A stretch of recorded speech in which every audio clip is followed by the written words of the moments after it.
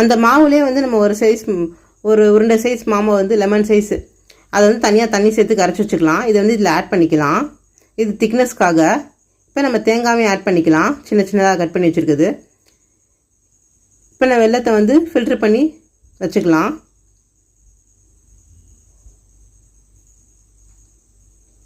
இதையும் வந்து இதிலேயே ஆட் பண்ணிக்கலாம் நம்ம.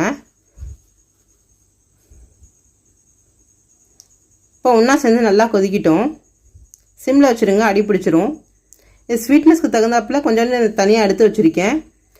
பார்த்துட்டு ஆட் பண்ணிக்கோங்க நீங்கள் எப்படி இருக்குன்னு. கொஞ்சமாக உப்பு ஆட் பண்ணிக்கலாம், அப்போ தான் வந்து நம்மளுக்கு ஸ்வீட் நல்லா தெரியும்.